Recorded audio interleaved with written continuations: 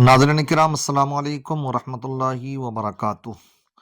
Social media पर हिजाब को लेकर राजस्थान में जो हंगामा मचा हुआ फिर पूरे मुल्क भर में वो फैल रहा है। तो मैं आपको बतलाता चलूं, अब इलेक्शन करीब है और बहुत से वो जिन्नात जो बोतलों में बंद थे वो सब अब बाहर आना शुरू हो जाएंगे। उसका जा बजा आपको किसी न किसी शक्ल में असर दिखाई दे रहा है।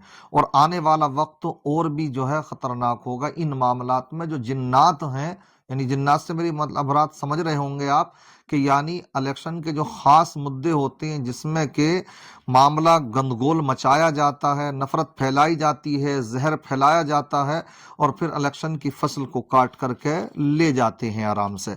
तो ऐसे वाले जिन्नात अब वो सब बोतलों से बाहर आना शुरू हो चुके हैं और बड़ी तेजी के साथ आ रहे हैं। कहीं किसी जगह पर किसी तरह का मसला, अभी आपने ये भी देखा कि एक स्कूल की रैली निकल रही थी और उस रैली से जब बच्चे गुजर रहे थे, तो आप ये बताइए कि ये जो स्कूल होते हैं, मदरसे होते हैं, तालीम गाहें होती हैं, इन सब को क्या कहा जाता? ये इंसानियत का पाठ पढ़ाते हैं। इंसान यहाँ यहाँ जाकर के इंसान बनता सही माना में, लेकिन वहां पर जो रैली निकल रही थी उन बच्चों के हाथों में तिरंगे कम थे, भगवा झंडे ज्यादा थे।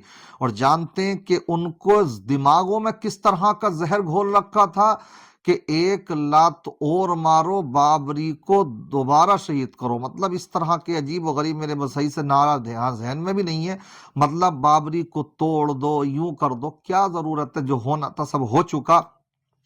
बहरहाल ये भी निकला, ये भी मसाला पेश आया, काफी इसकी भी उथल पुथल रही पूरे हिंदुस्तान भर में। और उसके ऊपर आपने ये भी देखा कोई अच्छा मैसेज नहीं गया। सबने यही कहा कि इन बच्चों के तो दिमागों में ये जहर ना घोला जाए। इसी तरीके का एक मसाला आता है 26 जनवरी को राजस्थान के अंदर, कि वहां पर एक स्कूल के अंदर हवा महल के जो एमएलए साहब हैं, जो खुद भी अपने एक धार्मिक आदमी हैं, सब खुद पंडित जी हैं, वो बाबा साहब हैं, समझ रहे हैं, बाबा बाल मुकंद राज्य ऐसी कुछ नाम है उनका साहब, समझ रहे हैं। तो वो जो एमएलए साहब हैं, वो जब वहां पर पहुंचते हैं तो जाने के बाद में वही जो उनका तरीका रहता है कि अपने जो मजहबी धार्मिक नारे हैं, उन मजहबी धार्मिक नारों को वो जाकर के स्पीच के शुरू में भी आखिर में भी लगवाते ही हैं। लेकिन वहां पर जो मुस्लिम लड़कियां बैठी हुई थीं तो उनके उस नारों पर वो खामोश रही। बस अब क्या था, अब तो बाबा जी का जो गुस्सा था 7वें आसमान पर पहुंच गया। और उसके बाद तो उन्होंने अनाप शनाप क्या ना सुनाया वहां पर। तमाम उनको प्रधानाचार्य जी को भी, प्रिंसिपल साहब को, टीचर्स को, सबको हड़काना शुरू कर दिया कि यहाँ पर ये इस तरह का मामला नहीं होना चाहिए। अब बाद में उनसे इंटरव्यू लिया जा रहा है तो उस पर वो तरह तरह की बातें भी करते नजर आ रहे हैं। आपने सुना होगा, मैं आपको थोड़ा सा उसका हिस्सा सुनवाना चाहता हूं कि देखिए कितनी सफाई के साथ में इंसान अपने आप को बचाता। फिर जब मामला गिरफ्त का आता तो ऐसे में कितने सफाई के साथ अपने आप को, अपनी बात को वो रखता नजर आता। ये थोड़ी सी इनकी गुफ्तगू सुने, आप इससे अंदाजा लगाएं। सोशल मीडिया उठाकर देख ले, मैं मिथ्या नहीं बोलता, न मैं राजनीति की बात करता। क्या है कि बाबा बाल मुकद्दराचार्य जहां जाते हैं बवाल मच जाता है, लोग बाबा बवाली हैं। अब ये लोगों की सोच है साहब। हम सच्चाई की लड़ाई लड़ते हैं, देश में माहौल बिगाड़ना नहीं चाहते, देश में सब भाईचारे से रहें। सबने सामूहिक रूप से इस देश को आजादी दिलाई, सबका अधिकार है। लेकिन कुछ लोग क्या है, तुष्टिकरण की राजनीति का ऐसा माहौल बना दिया है कि वो यहाँ पर सरस्वती की वंदना में तो आपत्ति है, वंदे मातरम में आपत्ति है, राष्ट्रगान में आपत्ति है, भारत माता की जय बोलने में आपत्ति है, लेकिन प्रार्थना की जगह प्रतिदिन वहां पर दुआ होनी चाहिए और शुक्रवार के दिन वहां पर नमाज होनी चाहिए। ये इस प्रकार का है। जब माइक चलता है तो पढ़ाई बंद कर दी जाती है, छुट्टी कर दी जाती है। तो ये क्या क्या बताना चाह रहे हो? बच्चों को पढ़ने दो ना साहब, बच्चे पढ़ने के लिए वहां हैं, उनके पढ़ने के लिए शिक्षण संस्थान है। ये सब शिक्षा तो आप बाहर भी और दूसरी जगह भी दे सकते हो। कितने बच्चे हैं, कितने टीचर हैं, और क्या वहां पर धर्म को लेकर देखा इन्होंने कितनी सफाई के साथ अपने आप को बचा लिया कि साहब वहां पर जो मैं कोई बवाल नहीं मचाना चाहता, मैं तो ये चाहता हूँ इस मुल्क को आज़ाद करने में सबका योगदान है। मेरी आज तक यही बात समझ में नहीं आई कि जब आकर के फंसते हैं तो कितने अच्छी खूबसूरती के साथ कि फला साहब जो है सियासत कर रहे हैं, वो कर रहे हैं, वो कर रहे हैं, और इन्होंने ये तक कहा कि वहाँ जो बच्चियाँ थीं वो स्कूल की बच्चियाँ नहीं थी। बताइए, ये तक इन्होंने अब कह दिया।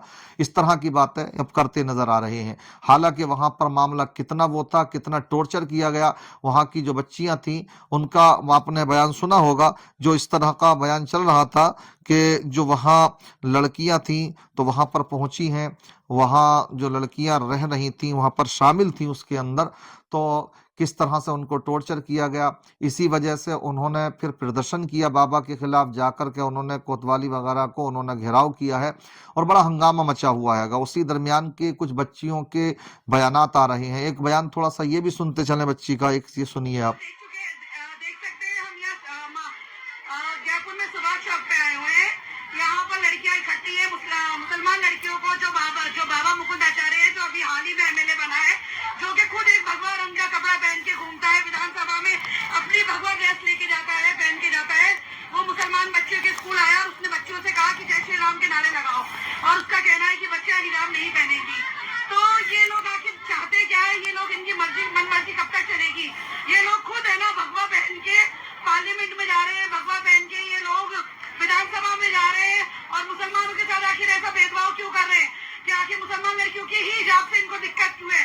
ऐसे तो उसको भी भगवा, जो बाल मुकुंद आचार्य है, उसको भगवा रंग नहीं पहनना चाहिए, उसको भगवा ड्रेस नहीं पहनना चाहिए।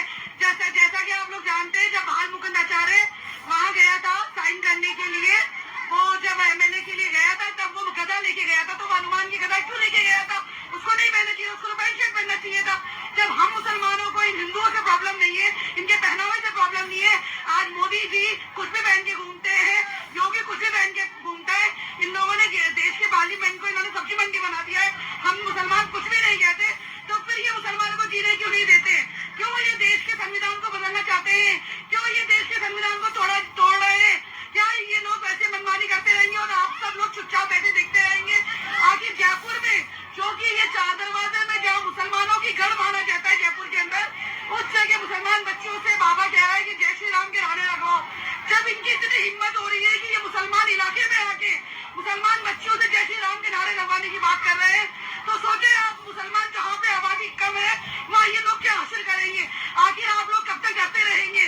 ये डर छोड़ दीजिए, ये डर छोड़िए और ये मुसलमान बच्चे का साथ दिए। आज हमारी आई है, कल आपकी भी आएगी। मैं जब से बात कर रही हूँ, जब कर्नाटक में मुद्दा हुआ था, जब भी मैंने मुद्दा उठाया था, जब भी मैंने अशोक गहलोत को लेटर लिखा था, लेकिन आप लोग सोते रहे, और मैंने कहा था, बार बार कहा था कि आज कर्नाटक में हुआ है, कल ये होगा। इससे ज्यादा आपने सुनी पूरी वीडियो ये बच्ची की, काफी सही बातें इसने देखिए समझदारी वाली करी हैं कि मजहबी तो खुद भी हैं और अपने जो भगवा ड्रेस है वो पहनते हैं। जय श्री राम के नारे जबरदस्ती, ये मजहबी नारा नहीं है।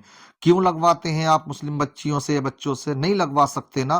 क्या आपका धर्म इन बातों की इजाजत देता है कि आप अपना जो मजहबी नारा है उससे, उस नारे को मुसलमानों से लगवाएं?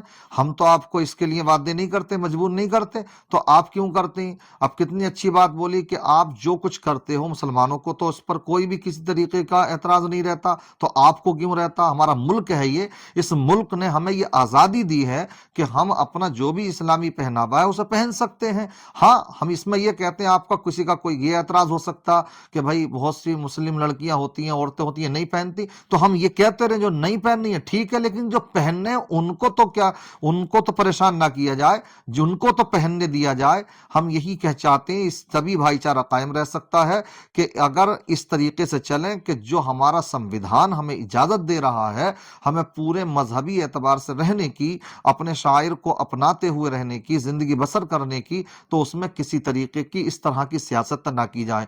एमएलए होता है, सांसद होते हैं, किस लिए होते हैं? ये इस बात के लिए होते हैं उनकी समस्याओं को सुने और उनका समाधान करें, तो अपने जो है ज्यादा से ज्यादा मुल्क की तरक्की के लिए सोचें, ना कि ये कि धार्मिक चीजों में उलझा करके कौम को अपने आप राजनीति करें, ये नहीं होता। आप सबके चुने हुए हैं, आप एक मनसब पर हैं, तो आपका ये काम नहीं है कि जो इस तरह की बातें कर रहे हैं। आपको इन चीजों के लिए चुना ही नहीं गया, विकास के लिए चुना गया। आप इसी तरीके के मुद्दे उठाइए, मगर आजकल ये नहीं हो रहा हैगा। अल्लाह ताला हमारे इस मुल्क को खुशहाली अता फरमाए, हर तरह के फितने फसाद से महफूज व मामून फरमाए। अस्सलामु अलैकुम व रहमतुल्लाहि